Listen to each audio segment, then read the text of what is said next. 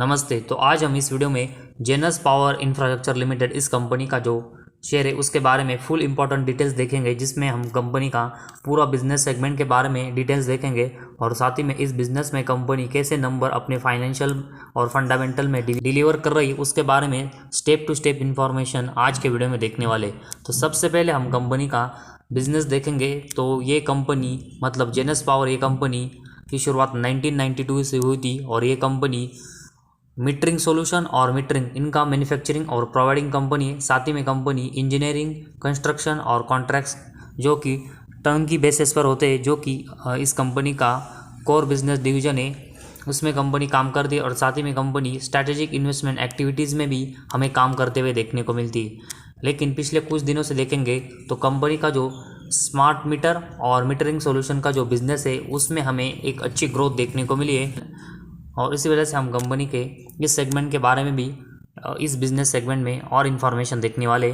और इसके बाद कंपनी का अगर हम माइलस्टोन देखेंगे तो कंपनी ने एशिया पैसिफिक में लगभग 15 मिलियन स्मार्ट मीटर्स का जो सप्लाई वो किया है, जो कि बाकी के कंपनियों के कंपेरेटिवली इस कंपनी को ये बहुत ही अच्छा बनाता है। और साथ ही में कंपनी के पास टेम्पर प्रूफ सिंगल और 3 फेज इलेक्ट्रॉनिक एनर्जी मीटर से वो हमें यहाँ पर देखने को मिले। और साथ ही में कंपनी के पास वेरियस सर्टिफिकेट है, जैसे कि DLMS सर्टिफिकेट जो कि एनर्जी मीटर्स में होता है। साथ ही में कंपनी के पास BIS सर्टिफिकेट्स हमें देखने को मिला है, जो कि स्मार्ट मीटर में यूज़ होता है। तो ये दोनों जो सर्टिफिकेट्स है वो कंपनी के बिजनेस के लिए आने वाले दिनों में बहुत ही बेनिफिट कर सकते हैं, क्योंकि स्मार्ट मीटर का अगर हम स्मार्ट मीटर और एनर्जी मीटर के बारे में देखेंगे तो इसका जो यूज़ है वो इंडस्ट्रियल सेगमेंट और इलेक्ट्रिसिटी सेगमेंट में कंसिस्टेंट बढ़ रहा है, जिस वजह से इस कंपनी को उसका आने वाले समय में बहुत ही बेनिफिट हो सकता है। और इस कंपनी का एक और अगर माइलस्टोन देखेंगे तो इंडिया में फर्स्ट ऐसी कंपनी हमें ये देखने को मिले जिसने end to end smart meter solution का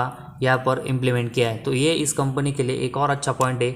और उसके बाद इंडिया का अगर हम इलेक्ट्रिसिटी मीटर इंडस्ट्रीज़ का मार्केट देखेंगे तो इसमें कंपनी लार्जेस्ट प्लेयर है। साथ ही में मीटर इंडस्ट्रीज़ में अगर हम देखेंगे तो कंपनी का 27% का मार्केट शेयर है और स्मार्ट मीटर्स में देखेंगे तो कंपनी का 70% का जो मार्केट शेयर है वो हमें देखने को मिला। और इस वजह से मीटर इंडस्ट्री और साथ ही में स्मार्ट मीटर्स में अगर हम देखेंगे तो इस कंपनी की जो ग्रोथ है वो आने वाले समय में बहुत ही अच्छे से हो सकती है। और साथ ही में अगर हम इस कंपनी की ऑर्डर बुक देखेंगे तो कंपनी के पास 6500 करोड़ की ऑर्डर बुक करंटली हमें देखने को मिले, जिसमें जनवरी में अगर हम देखेंगे तो कंपनी को 2855 करोड़ के ऑर्डर मिले थे। और साथ ही में अगर हम अभी देखेंगे तो इंडिया में इस कंपनी को 21 स्टेट्स में लगभग, जिसमें कंपनी 27.69 लाख मीटर से वो हमें अपने कस्टमर्स को प्रोवाइड करते हुए देखने को मिलेगी। तो ये कंपनी के पास टोटल अगर हम देखेंगे तो 5000 करोड़ के ऑर्डर है वो इस साल में हो गए। और पिछले साल में अगर हम देखेंगे तो कंपनी के पास 1500 करोड़ के ऑर्डर्स थे। तो टोटल अभी 6500 करोड़ के कंपनी के पास ऑर्डर बुक हमें देखने को मिली, जो कि कंपनी के बिजनेस के लिए एक बहुत ही स्ट्रॉन्ग पॉइंट है। और साथ ही में कंपनी को रिसेंटली जो भी ऑर्डर मिल रहे हैं उसमें लगभग 90% के जो ऑर्डर है वो कंपनी को स्मार्ट मीटर से रिलेटेड मिल रहे हैं, जो कि इस कंपनी के फ्यूचर के लिए एक बहुत ही अच्छा साइन है। तो कंपनी के ग्रोथ की नज़र से और कंपनी की जो ऑर्डर बुक है उस वजह से कंपनी की करंटली पोजीशन है वो हमें बहुत ही स्ट्रांग देखने को मिली है।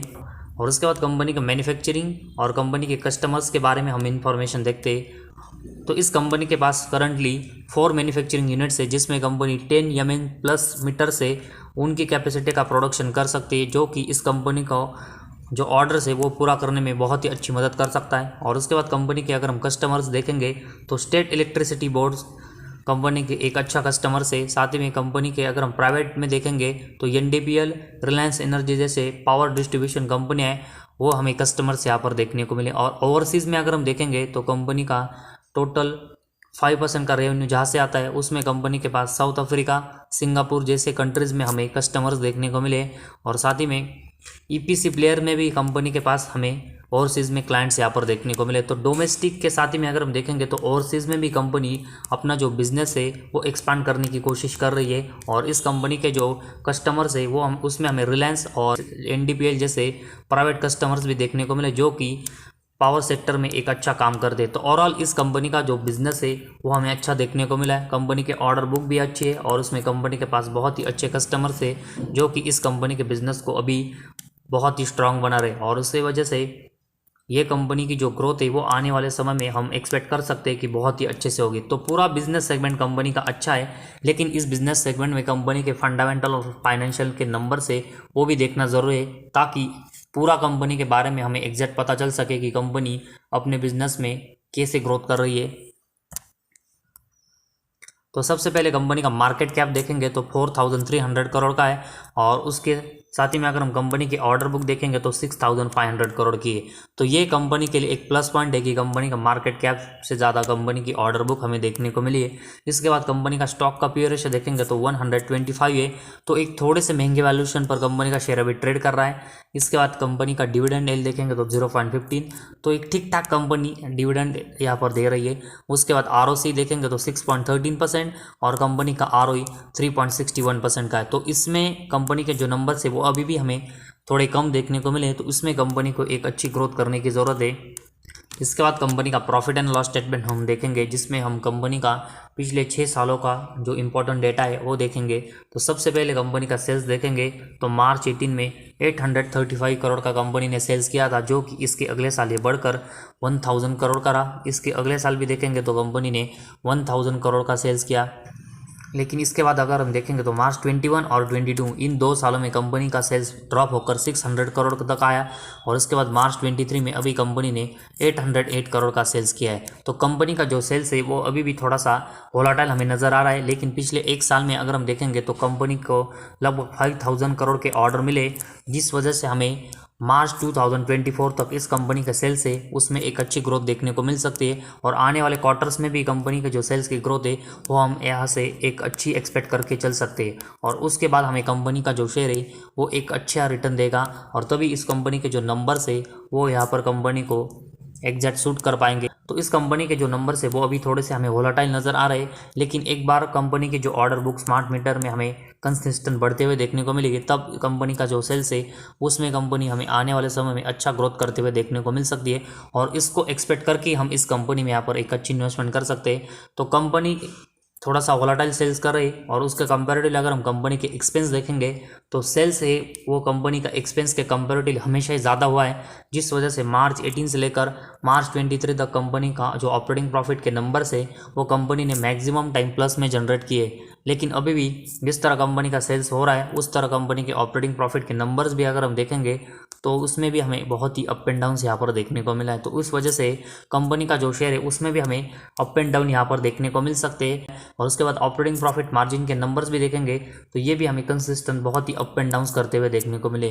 तो इसमें कंपनी को थोड़ी सी स्टेबिलिटी लाने की ज़रूरत है। और उसके बाद नेट प्रॉफिट देखेंगे तो कंपनी का मार्च 18 में 52 करोड़ का था, जो कि इसके अगले 2 साल देखेंगे तो ये बढ़कर 72 करोड़ और 94 करोड़ का हुआ। इसके बाद देखेंगे तो कंपनी का नेट प्रॉफिट अगले साल ड्रॉप होकर 51 करोड़, इसके अगले साल 26 करोड़ और मार्च 23 में 35 करोड़ का देखने को मिला है। तो नेट प्रॉफिट में कंपनी ने मैक्सिमम टाइम पॉजिटिव में नंबर जनरेट किए, लेकिन अभी भी कंपनी के जो नंबर है वो अभी हमें अप एंड डाउन्स और वोलाटाइल देखने को मिले, जिस वजह से कंपनी का शेयर है वो भी बहुत ही वोलाटाइल परफॉर्मेंस कर सकता है। तो इसी वजह से कंपनी को ये नंबर है वो स्टेबल करने पड़ेंगे, और जैसी कंपनी की ऑर्डर बुक में ग्रोथ हो रही है वैसे हम एक्सपेक्ट करके चल सकते हैं कि आने वाले ईयर्स में कंपनी के नेट प्रॉफिट के नंबर से उसमें एक अच्छी ग्रोथ देखने को मिलेगी। और अर्निंग पर शेयर के नंबर्स भी अभी बहुत ही वोलाटाइल है, तो इसमें भी कंपनी को स्टेबिलिटी लानी पड़ेगी। और उसके साथ ही में डिविडेंड पे आउट देखेंगे तो कंसिस्टेंट कंपनी अपने शेयर होल्डर को एक ठीक ठाक यहाँ पर डिविडेंड दे रही है। तो कंपनी का जो प्रॉफिट एंड लॉस स्टेटमेंट है उसमें कंपनी का सेल्स का नंबर अभी थोड़े से वोलाटाइल नज़र आ रहे हैं, साथ ही में कंपनी के operating profit margin, net profit और अर्निंग पर शेयर के नंबर से वो हमें इस वजह से वोलाटाइल देखने को मिले। तो इस वजह से अभी कंपनी के नंबर्स में हमें ज़्यादा स्टेबिलिटी देखने को नहीं मिली। लेकिन अगर हम कंपनी की ऑर्डर बुक देखेंगे तो 6500 करोड़ की है, और उसमें से लगभग 5000 करोड़ के ऑर्डर से वो कंपनी को इसी साल मिले। तो इस वजह से कंपनी का जो परफॉर्मेंस बहुत ही वोलाटाइल नज़र आ रहा है, वो इस ऑर्डर बुक की वजह से आने वाले क्वार्टर्स और ईयर्स में हमें बहुत ही अच्छे से ग्रोथ होते हुए देखने को मिलेगा। और उसी वजह से कंपनी के नेट प्रॉफिट, सेल्स और बाकी के सेगमेंट के नंबर से वो हमें प्रॉफिट एंड लॉस स्टेटमेंट में आने वाले समय में अच्छे से इंप्रूव होते हुए देखने को मिलेंगे। और इसकी वजह से कंपनी के प्रॉफिट एंड लॉस स्टेटमेंट में मैक्सिमम सेगमेंट में जो नंबर्स बहुत ही वोलाटाइल नज़र आ रहे हैं उसमें हमें आने वाले समय में एक अच्छी ग्रोथ देखने को मिलेगी। और उसके बाद बैलेंस शीट कंपनी की देखेंगे तो कंपनी के जो रिजर्व है वो 959 करोड़ के, और उसके कंपेरेटिवली कंपनी के ऊपर 347 करोड़ का बोरेंस है। तो लगभग कंपनी के जो बोरेंस है उसके कंपेरेटिवली 3 टाइम्स कंपनी के पास हमें रिजर्व देखने को मिला, जो कि कंपनी के बैलेंस शीट को अभी स्टेबल कर रहा है। लेकिन इसके साथ ही में कंपनी के ऊपर जो थोड़ा सा बोरेंस पिछले कुछ समय से बढ़ रहा है वो भी कंपनी को कम करना पड़ेगा, ताकि कंपनी का इंटरेस्ट कम हो और कंपनी के नेट प्रॉफिट के नंबर्स में अच्छी ग्रोथ हो। उसके बाद कंपनी का कैश फ्लोज देखेंगे तो मार्च 18 में कंपनी का नेट कैश फ्लो माइनस में था। इसके अगले साल देखेंगे तो ये माइनस में रहा। इसके अगले 2 साल देखेंगे तो ये प्लस में रहा। मार्च 22 में फिर से माइनस में गया और अभी मार्च 23 में फिर से प्लस में है। तो पिछले अगर हम 4 साल में देखेंगे तो मैक्सिमम टाइम कंपनी ने अपने नेट कैश फ्लो के नंबर से वो पॉजिटिव में जनरेट किए हैं, जो कि इसमें कंपनी ने एक अच्छी इंप्रूवमेंट पिछले कुछ समय से की। तो इस वजह से कंपनी के बिजनेस के लिए एक अच्छा सपोर्ट मिला है कि कंपनी का जो नेट कैश फ्लो है वह कंपनी पिछले 3-4 साल से पॉजिटिव में जनरेट कर रही है, और ऐसे ही कंपनी को कंसिस्टेंट अपने नंबर से वो पॉजिटिव में जनरेट करने पड़ेंगे।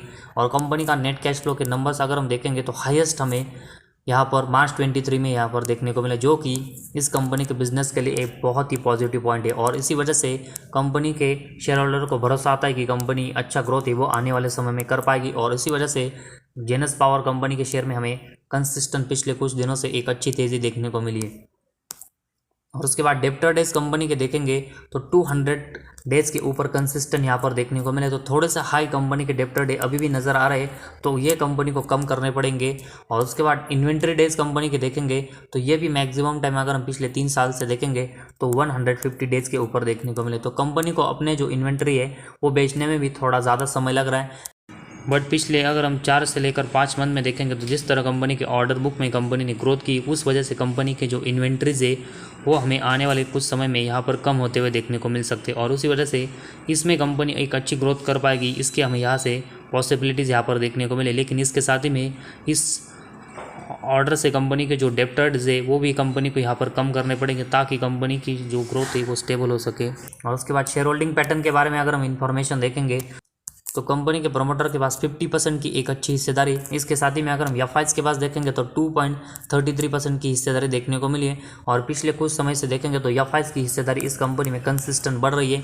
साथ ही में डीआईज की अगर हम हिस्सेदारी देखेंगे तो पिछले कुछ समय से देखेंगे तो लगभग 5% से ज़्यादा हिस्सेदारी डीआईज के पास है, और पब्लिक के पास भी इस कंपनी में 42% की हिस्सेदारी है। तो प्रमोटर, एफआईज, डीआईज और पब्लिक ये सभी इस कंपनी में इसीलिए यहाँ पर इंटरेस्टेड देखने को मिले कि इस कंपनी की जो ग्रोथ है वो आने वाले समय में ये सभी बहुत ही अच्छे से एक्सपेक्ट करके चल रहे हैं, क्योंकि कंपनी की जो ऑर्डर बुक है उसमें कंपनी ने 4 से लेकर 5 मंथ में अगर हम देखेंगे तो बहुत ही अच्छी ग्रोथ की है। और करंटली कंपनी के पास 6500 करोड़ की ऑर्डर बुक है, और उसमें कंपनी के मोस्टली अगर हम ऑर्डर बुक में देखेंगे तो 90% हमें स्मार्ट मीटर यहाँ पर देखने को मिले, और उसका जो यूज़ है वो हमें पिछले कुछ समय से देखेंगे तो कंसिस्टेंट यहाँ पर बढ़ते हुए देखने को मिला है। और इंडिया में अगर हम देखेंगे तो 21 स्टेट में ये कंपनी के पास अभी 27.69 लाख के जो स्मार्ट मीटर का ऑर्डर है वो हमें यहाँ पर देखने को मिला, जो कि इस वजह से इस कंपनी के जो नंबर्स और फंडामेंटल है उसमें हमें आने वाले 1 साल में बहुत ही अच्छी ग्रोथ है